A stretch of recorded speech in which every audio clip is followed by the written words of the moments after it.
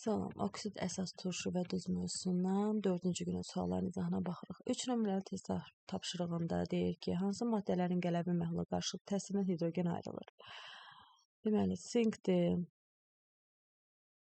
silisiumdur, alüminiumdur, berilyumdur. Bunlar girəndə qələbi ilə hidrogen ayrılır. Yəni, sink və silisium. Oksidi, sink oksid girəndə su alınır. Xlorla natrium OH girəndə natrium xlor, natrium xloro və su, yəni Jarvis suyu alınır. Ona görə burada cavab 1 və 4 olacaqdır.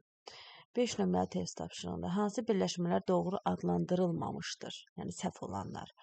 Birincidə dəmir 3 hidroksid deyir. Bəli, 3 qeyd etmək üçün ki, bu dəyişkəndir. Bu düzdür. Mis 2 hidroksid, bu da düzdür. Mis dəyişkəni 1-2 olur. Valentliyi burada isə 2 olduğuna görə qeyd edib düzdür. Xrom 3 oksid. Xeyr, bu xrom 3 oksid deyil. Burada oksigen 2 valentlidir. Xrom isə 6 valentlidir. 6 bura düşüb, 2 bura düşüb, ixtisar gedib 3 qalıbdır. Yəni bu 6 olmalıdır. Bu səhvdir. Adlandırılmamışdır səhv, yəni yalnız 3 olacaq C variantı.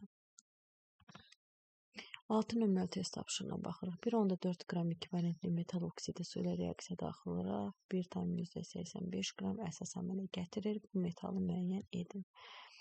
Deməli, 2 valentli metal oksidi belə yazılır formulu. Su ilə reaksiya daxil olarsa əsas əmələ gələcək XOH2.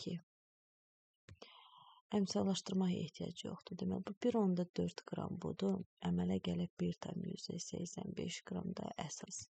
Deməli, su burada neçə qram olacaq? Bundan bunu çıxıb tapacaq 0,45 qram. Bizə bu X soruşur.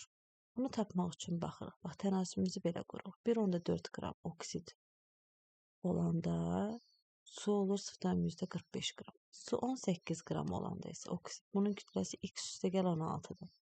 X yenə bilmirəm. X kimi qalır. Oksigen isə 16-dır. Buradan X üstəgəl 16 bərabərdir. 18 vur 1,4 böl 0,45-ə. Bu da 18. Burada eləyir 56.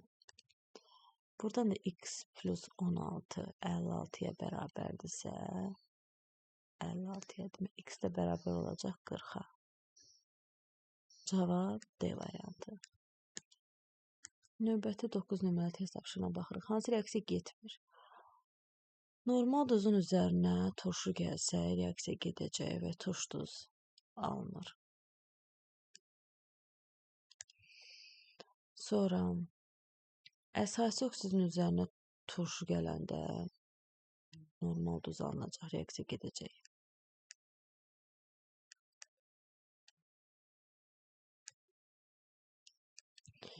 Sonra kalium dihidroortofosfatın üzərinə turşu gəlmək olmaz. Bax, bu səhvdir. Niyə? Çünki bu artıq maksimum dərəcədə turşulaşıb da dihidrodur. Bunun üzərinə təzədən ortofosfat turşusun gəlməyə mənası yoxdur. O trihidroya çevrilməyəcək artıq.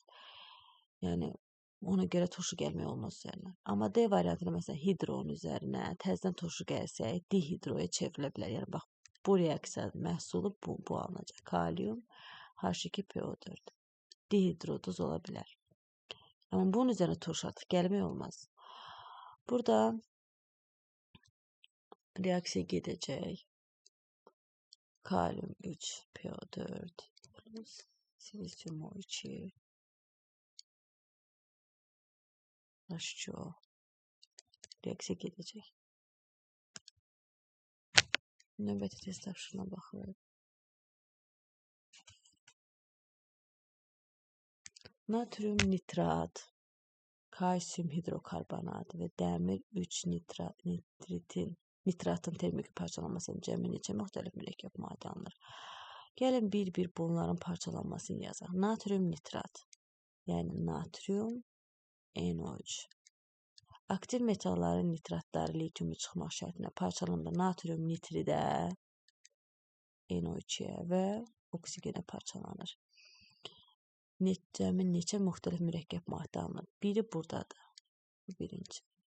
Kalsium hidrokarbonat. Kalsium HCO3 2 demək. Bu parçalananda karbonata, kalsiyum karbonat, karbon qazına və suya parçalanır. Yəni ikinci mürəkkəb maddə, üçüncü mürəkkəb maddə və dördüncü mürəkkəb maddə. Və dəmir 3 nitratın. Dəmir NO3 3.